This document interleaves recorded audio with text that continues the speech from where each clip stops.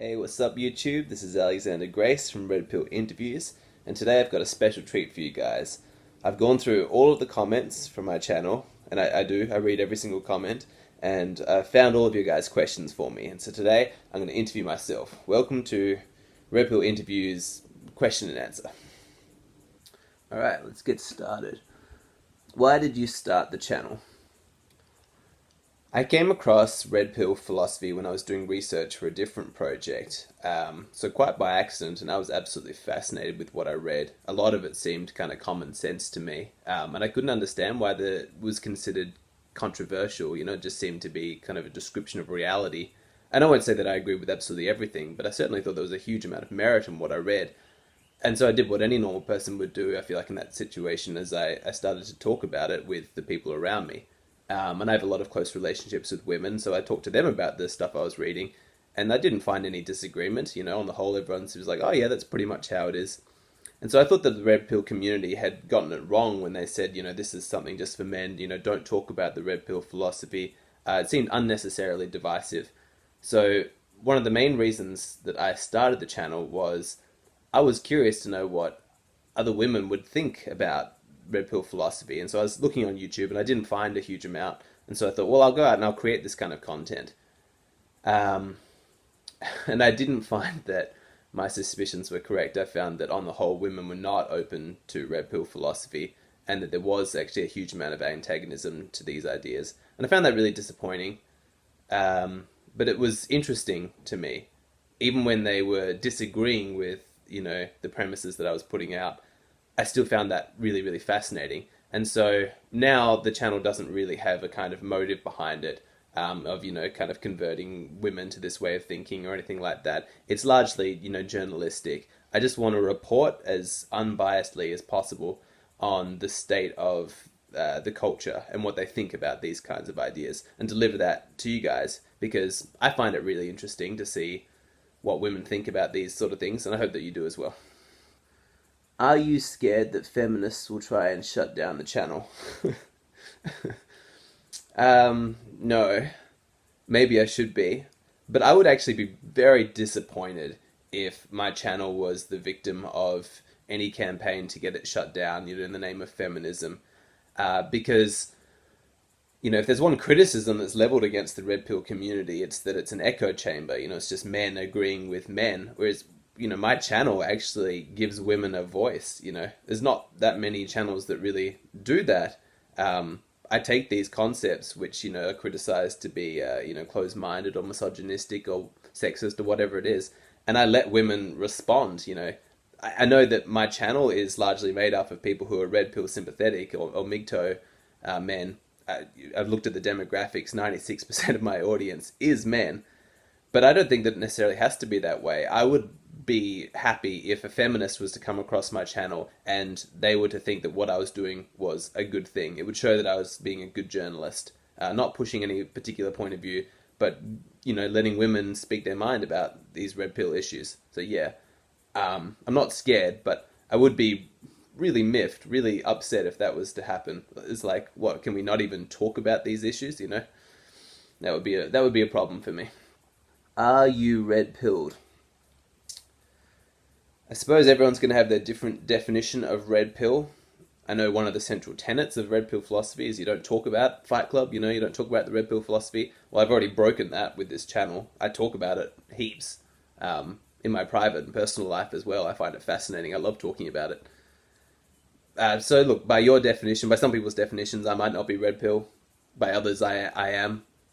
Why do you only ask young girls?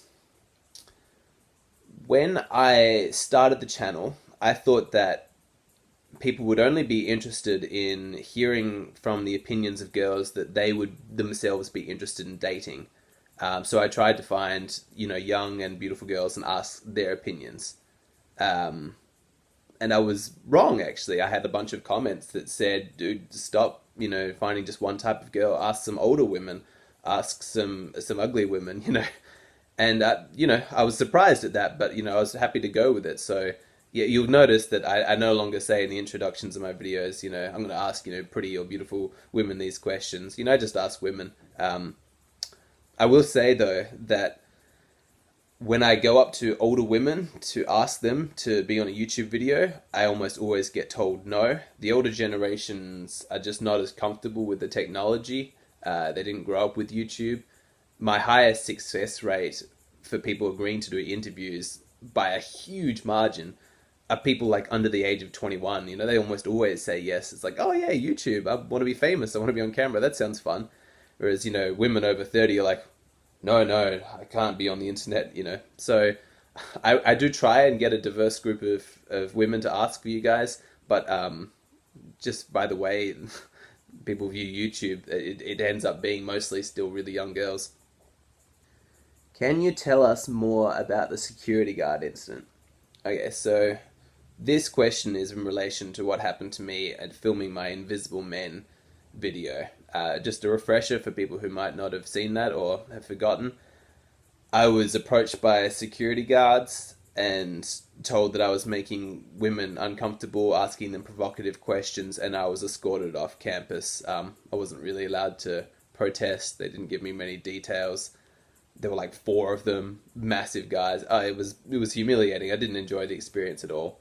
A lot of people have postulated that it was probably not one of the girls that I interviewed because, as they said, they seemed happy and comfortable during the interview. Um, so possibly someone like overhearing the conversation, took issue with what I was doing and reported me. I don't think that that's what happens. I do think it was one of the girls who reported me based on the few details that the security guards did give me. They told me that they'd actually said they'd been approached by multiple girls and they had details about what I had been asking them, and they knew that I'd been presenting them with like YouTube release forms at the end of the interview. And these are the kind of details that like a passerby or a bystander just wouldn't have been privy to. That said, I do think that there's the possibility that it was just a white knight situation. There were a lot of security guards around the campus that day, and the campus was basically dead. There was almost nobody there. So the ratio of like security guards to students was ridiculous. And I think potentially they were just bored, like nothing ever happens. I mean, they just stand around all day. And so potentially seeing some guy conducting interviews, it's possible that the security guards themselves, thinking that this was their duty, would have approached the girls afterwards and asked them, what was going on, and potentially taken it upon themselves to like intervene in this kind of situation. That's my best guess. I also find it difficult to believe that a woman, like any of those women who were really friendly to me, could have potentially just like cold-heartedly just gone and dogged me in, especially two of them. It doesn't seem particularly likely, but look, that's what the security guard said. So I don't totally know what happened, but it certainly made me a lot more cautious, and I haven't gone back to that university. I don't intend to. It was not fun. What do you think about the girls' responses? Of course, it varies from girl to girl. If you want to know specifically, you can check out my Patreon page because that's where I share all of my personal thoughts about the interviews and what they said. On the whole, I don't mind if they confirm or disagree with Red Pill philosophy. Either way is fine. I like the interviews. They're friendly, intelligent. As long as the girl shows a kind of curiosity, it's a fun interaction. That's nice. One of the responses that I don't like, and I see it a lot, and it does bother me, is when women bring up like women's issues or feminism. Like here we are trying for once to talk about men's issues, and if your first instinct is to talk about how tough it is being a woman, that has started to bother me, just because I've heard it enough times. And in this culture, we spend so much time talking about women's issues. I could pick any random guy off the street and ask him to name the 5 most difficult things about being a woman, and simply from kind of a cultural absorption from like the world around him, he'd be able to name them pretty accurately. Whereas if you ask, women on the whole, what are the 5 most difficult things about being a man, I don't think that you'd find the same level of consistency, because we're not really encouraged in this culture to empathize with men. And so here I am trying to make a channel about men's issues and what's difficult for men, in the worlds of sexuality and relationships and dating. And so, yeah, it bothers me when, we just jump the gun and just start talking about women, because that's what we've been kind of acculturated to do. Do you get the phone numbers of the girls that you interview? No, this is not a pickup channel. if I was going to approach women to pick them up, I would approach them very differently than the way that I do for an interview. I would approach with a lot more aloofness, probably a pretty cocky kind of attitude, all the things that I know are attractive to women. When I go and approach women for interviews for this, I come across, as supplicating and non-threatening as I possibly can to try and get them to feel comfortable and open up. My purpose is to get the interview. And so it would be very difficult, when I'm coming across, all kind of friendly, happy, and non-threatening, to then suddenly turn on dark, mysterious, seduce the guy and get a phone number. Plus, I've also learned from these interviews that I'm very picky when it comes to girls that I do find attractive. Even girls that aesthetically I found attractive at first, often find by the end of the interview it's completely gone. So yeah, that's something I've learned in the process of this, is that I'm really fussy.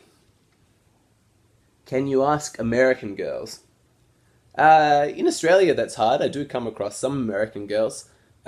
And I understand why people have asked this, is because over 50% of my audience is from the United States. And for people who are subscribed to me on Patreon, you'll have seen the video where I explain what my ultimate intention is to be making enough money from Red Pill interviews that I can support myself in Bali. It's a third world country, cost of living is really cheap, and it's an international hotspot for tourists. And so I'd like to see what people outside of Australia think of Red Pill philosophy. So I'd like to move to Bali, live really cheap, and then I can ask people from Canada, England, Europe, Australia as well, America. Everyone will come to Bali, and I can find out what the whole globe thinks about Red Pill philosophy. That's my sort of dream. But yeah, in the short term, while I'm still getting the channel started, it's mostly Australian girls. Is this just to make money? It's a huge part of it. I'm a capitalist. I like money. I'm not making much. I'm really grateful for the money that I am making, and I love my Patreon supporters. That's really fantastic. How do you get the girls to speak to you? I just ask. Perhaps this question is more like they're speaking really honestly, and that is something that I pride myself on, is I think that I get reasonably honest answers. And I think it's obvious when it's not honest. I think most people can kind of pick it up when the woman in the video is just sort of deceiving me or deceiving herself even. But on the whole, I think I get pretty honest answers, and a lot of that's just about making the girls feel comfortable. Smiling, nodding, eye contact, just social calibration, basically. This is not an antagonistic channel. I'm not there to argue with them. I am there with a very sincere intention of finding out what they think and delivering that to you guys, straight. And so I approach every interaction as if we're on the same team and let's work towards a common goal. And I think that it makes the women I interview feel comfortable, and I think it makes the interviews honest and interesting. Can you please hold the camera sideways? Yep. Sorry. Yeah, I don't know why. The first 9 videos I put out had those vertical bars because I was holding the camera the wrong way. I fixed it now. Can you fix the sound?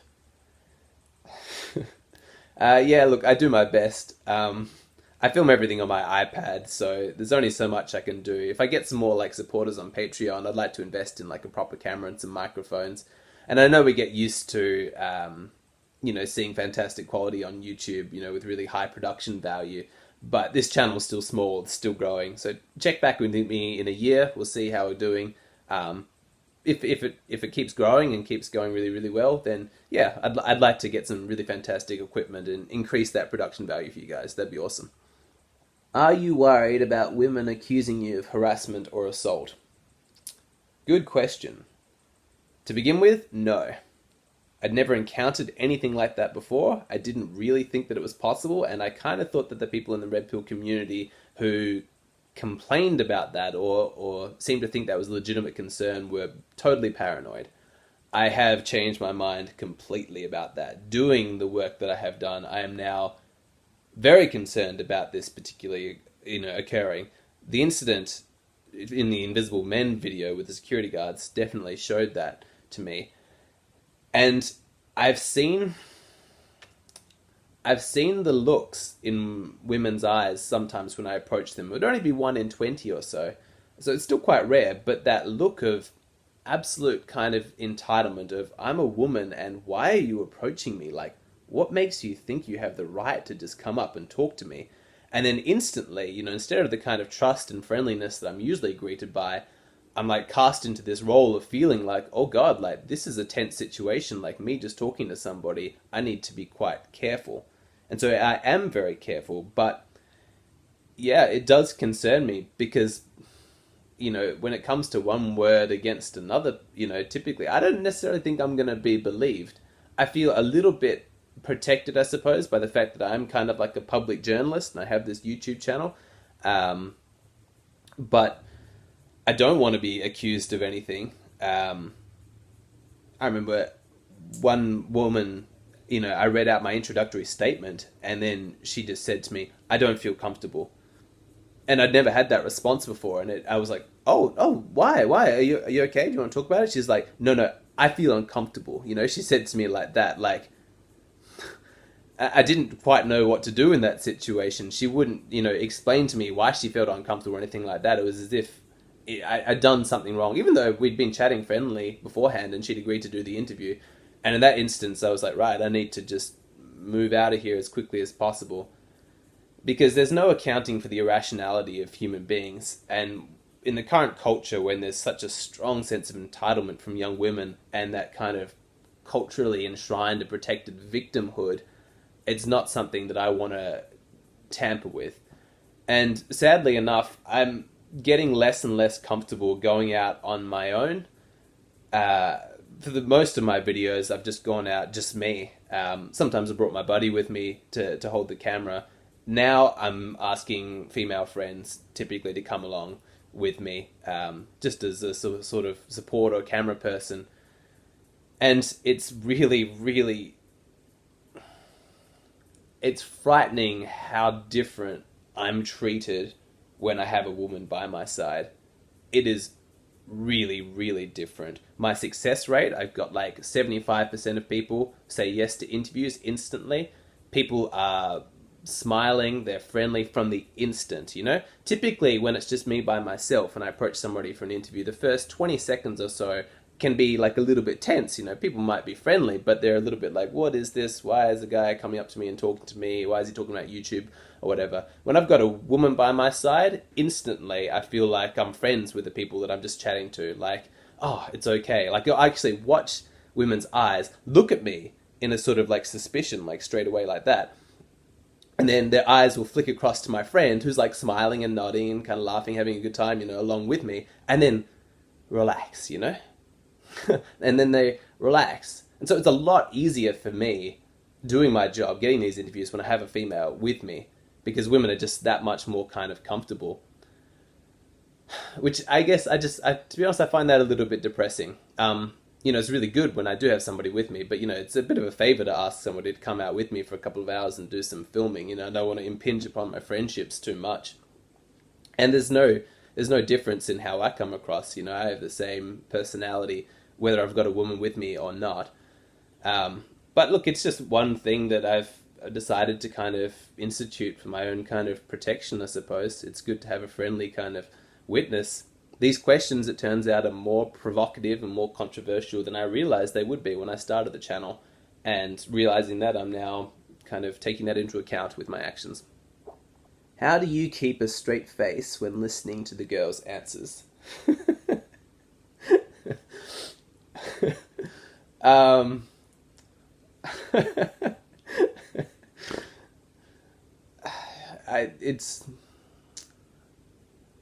I have been through some anger. I'm not happy with the way things are at the moment.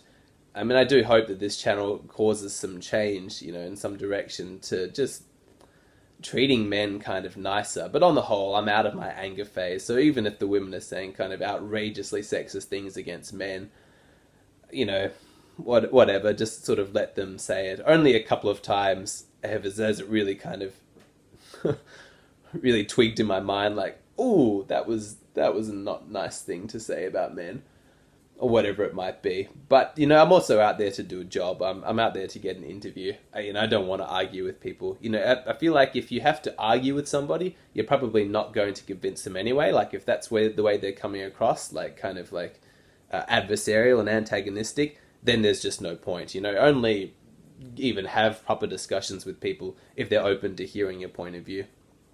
It's just a rule of life, I think. Do you use the Socratic method? No.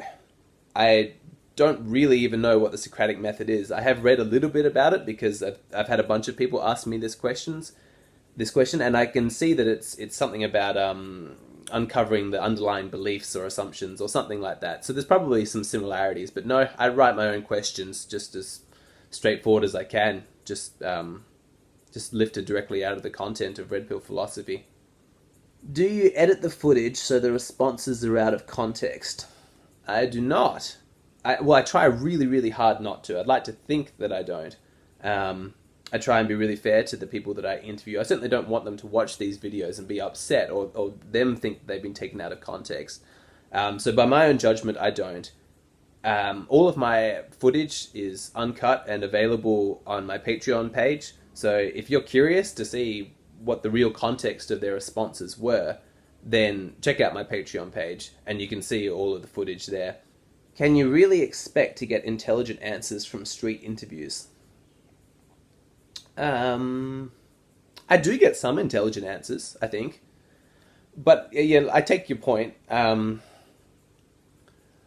Look, it might not always be intelligent, but I think in some ways street interviews can be a lot more honest. If someone has the time to go away and really, think through their position, they can, be a bit more calculating in the way their response, or a bit more diplomatic. Whereas what I'd really like to find out is what is the kind of raw truth. And I think that in this method of interviewing people on the beach or in university campuses or what have you, just straight away, here's the context. You can get really, really honest answers. I think that my video on orbiters is a really good example of that, where the women were really, really honest.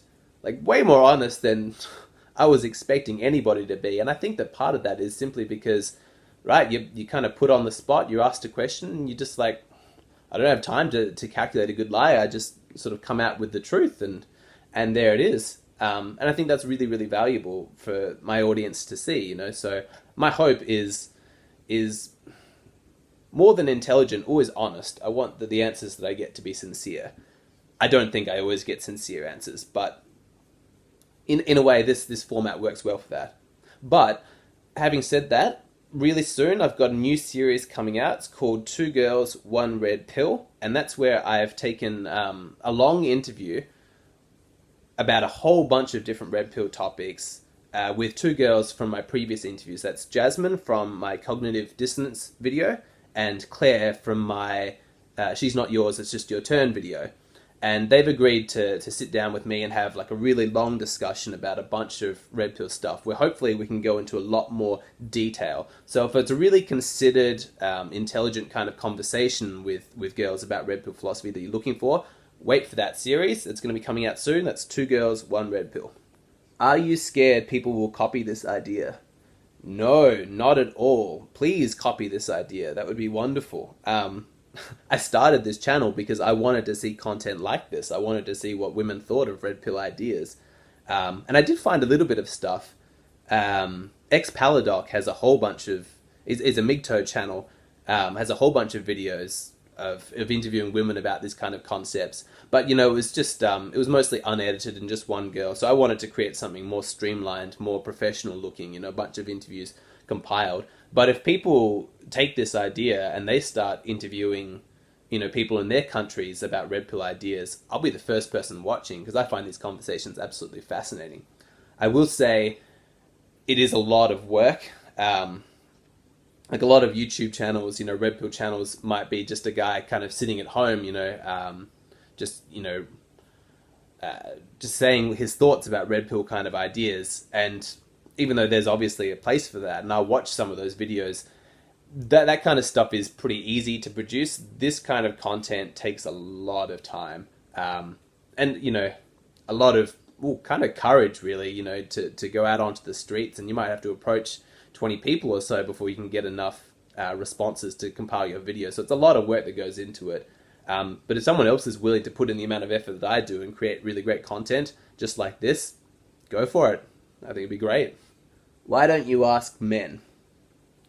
I never really intended on asking men, but it's something I've changed my mind on. I think in the future I probably will ask men because now I'm kind of curious to know where men, just regular guys off the street, kind of sit with regards to this red pill, blue pill stuff.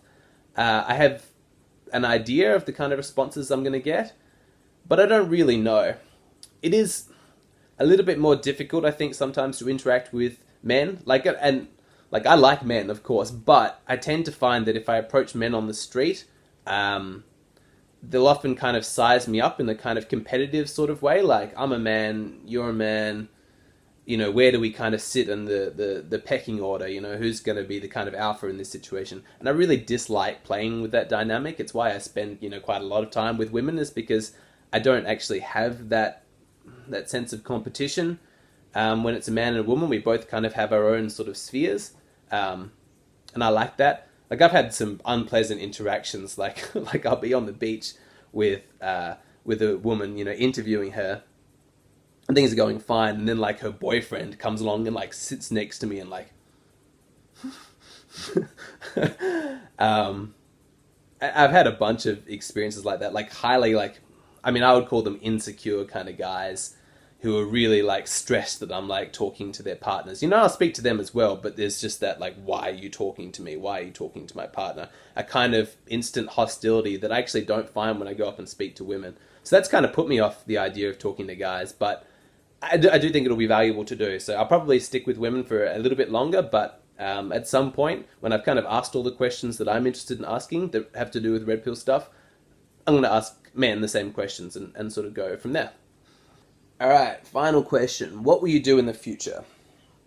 Well, I'm going to do a lot more of the same. I like the format that I've got. I want to just create more videos with women responding with their thoughts about red pill ideas.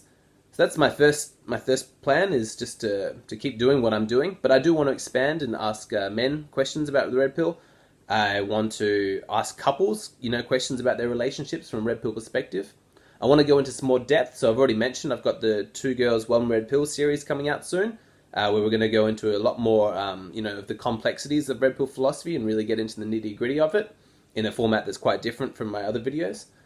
And lastly, I have a book coming out, which I'm really excited about. That's going to be coming out really soon. It's called Red Pill Galaxy, and it's going to cover a huge number of red pill topics that move outside of just the realms of dating and relationships that I cover inside my channel, and move to reality and a kind of understanding reality from a red pill's perspective at a much larger scale. So I've been working on that for a long time, and I'm really excited to release that, because while the channel itself is journalistic, like, I have a whole bunch of my own like ideas and thoughts, and this book was a chance to really get them all out of that. So I'm hoping you guys will enjoy that and all of my future content. But it looks like that's the end of my questions. So I want to thank you all for tuning in and supporting Red Pill Interviews. If you haven't done so yet, like, you want to see more stuff from Red Pill Interviews, check out my Patreon page. I'm really engaged over there. I love the conversations I have with my supporters. Lots of videos, lots of awesome stuff coming in the future as well. So, yep, Patreon, come check me out over there. That'd be awesome. Like, comment, subscribe, do all the regular YouTube stuff. Thanks for watching, and I'll catch you next time.